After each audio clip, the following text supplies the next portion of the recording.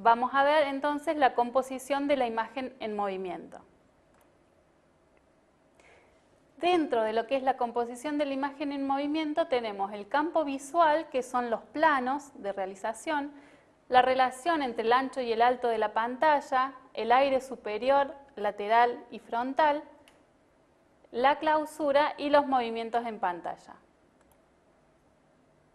Los planos son... hay distintas clasificaciones de los planos, lo importante es que todos mantengamos la misma denominación para que cuando hablamos de un plano general sepamos a qué tamaño de encuadre nos estamos refiriendo. Como vemos en pantalla, entonces tenemos un plano general largo que ocupa a la persona y a todo su entorno. En un plano general vamos a tener a la persona de pies a cabeza. En un plano americano se corta desde las rodillas, es un plano que no se usa demasiado, surgió en las películas de westerns porque hacía falta ver las manos y las cartucheras de los pistoleros, pero en realidad no es un plano que usemos demasiado en entrevistas o en formatos audiovisuales como los que ustedes puedan llegar a realizar. Seguimos entonces con la denominación. Plano medio es hasta la cintura, el plano corto por debajo de los hombros. El primer plano ya agarra la cabeza y el cuello de la persona. Un primerísimo primer plano es solo la cara y un plano detalle puede ser un ojo, una mano, un dedo, etc. Lo importante también de esto es saber que los planos generales se van a utilizar en el caso de cuando necesitamos contextualizar. Al inicio de una entrevista, por ejemplo, queremos ver dónde está situada la persona, ver el espacio. Si se moviliza, entonces ver los movimientos, mientras que los planos más cortos son los que son mucho más ricos porque nos dan dramatismo, nos enfatizan las acciones que queremos mostrar. Entonces, en televisión y en video se utiliza sobre todo los planos cortos y primeros planos. Seguimos entonces con otro tipo de planos, como puede ser el plano medio de dos personas o el escorzo. En el caso del escorzo lo que vemos es la espalda de una persona y el primer plano o el plano frontal de la otra. Y en el contraplano es un plano en el cual vemos a una sola persona y contraplano veremos a la otra persona situada en el borde opuesto.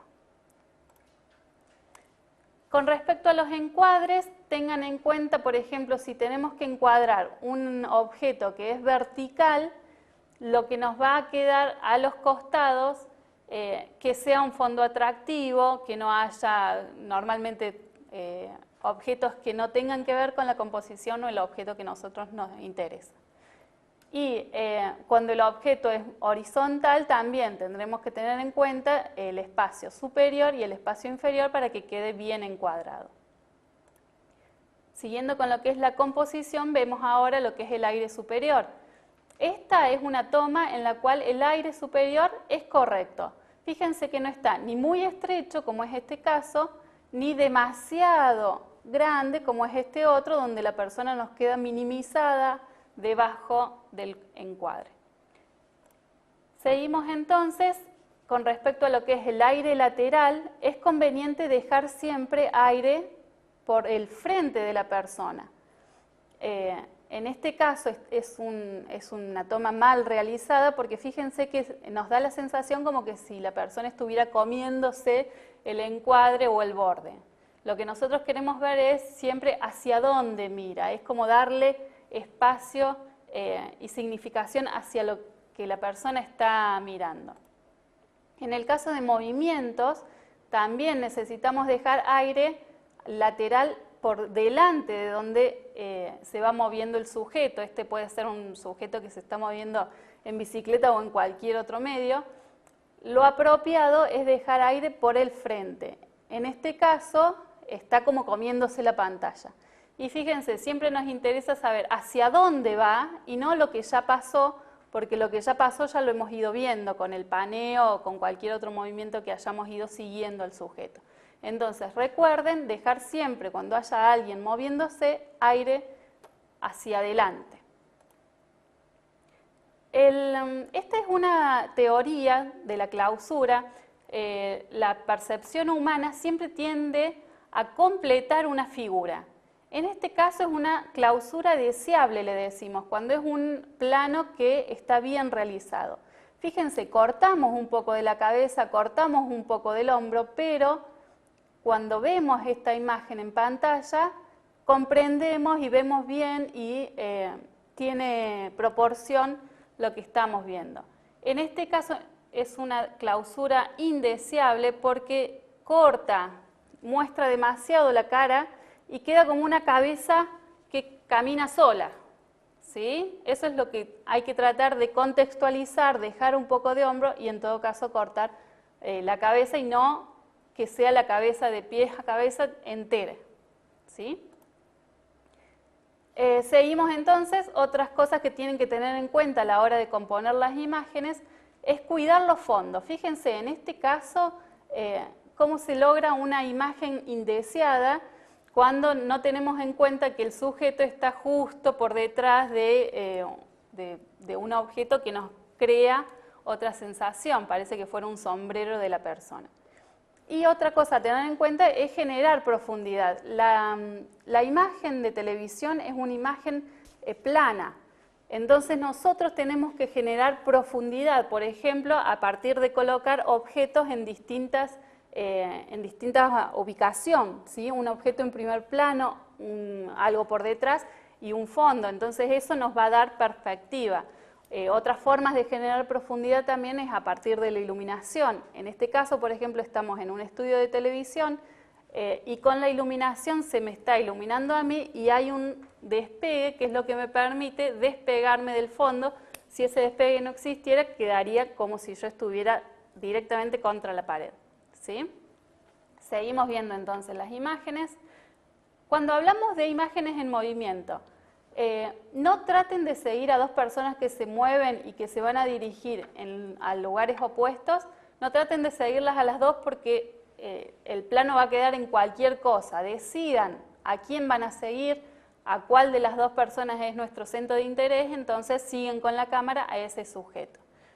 Y, por ejemplo, si están haciendo un escorzo, pero la persona les ha quedado muy oculta, lo que hay que hacer es mover apenas un poco la cámara para que podamos tener un plano mejor compuesto. Seguimos entonces con las normas de composición. ¿Qué es lo importante? Entender qué es lo que se quiere comunicar. Cuando nosotros sabemos qué queremos comunicar, vamos a saber entonces quién es nuestro sujeto, cuál es nuestro centro de interés, quién es, por ejemplo, en el caso de una conversación o en una entrevista, ¿quién es la persona más importante? Es el entrevistado, es la persona a la que nosotros nos acercamos para que nos brinde información de cualquier tipo. Entonces, si sabemos qué es lo que queremos comunicar, por ejemplo, lo que piensa este sujeto, con la cámara enfatizamos en el sujeto y los primeros planos serán para él, ¿sí? Establecer entonces el centro de interés, lograr una correcta ubicación del sujeto. Esto es a partir de la regla de los tercios. La regla de los tercios se compone de dos líneas paralelas que se cruzan con otras dos líneas y entonces en esos puntos de contacto es donde va a estar el mayor centro de interés del espectador. Y entonces tenemos que ubicar nuestras personas, nuestros objetos en esas líneas, en esos puntos, porque es donde más atractivo se hace el cuadro. Usar líneas guías, trabajar con perspectivas, enmarcar el centro de interés, controlar las perspectivas, usar foco selectivo, balancear los elementos, que no haya demasiados elementos dentro del cuadro. Por eso es preferible usar planos cortos y entonces si queremos llamar la atención sobre un lugar, por ejemplo, que está rodeado de personas, queremos llamar la atención sobre usar un plano general para abrir y luego usar un primer plano que nos destaca a ese sujeto. Usar efectos de color, los colores saturados siempre llaman más la atención que los colores pálidos. cuidar los márgenes y los encuadres y equilibrar la complejidad con el orden. ¿Qué maneras tenemos para llamar la atención a partir del uso de la cámara y de los recursos audiovisuales? Uno es la exclusión, que es cuando por ejemplo, de un plano general, hacemos un plano corto, entonces llamamos la atención sobre lo que nosotros queremos que se vea de esa complejidad, ¿no es cierto? La otra es la direccionalidad visual. En la direccionalidad visual es típico de cuando usan las fotografías por ejemplo, de la primaria de un actor famoso, entonces hacen un circulito o dejan iluminado al sujeto y a todos los demás lo ponen más opaco. A eso nos llamamos significa la direccionalidad visual. Aislamiento por iluminación es cuando dejamos al resto más oscuro que nuestro sujeto principal. Se da mucho, por ejemplo, en los recitales. Y por composición ponemos al sujeto que nos interesa siempre en un primer plano y al resto de fondo, digamos.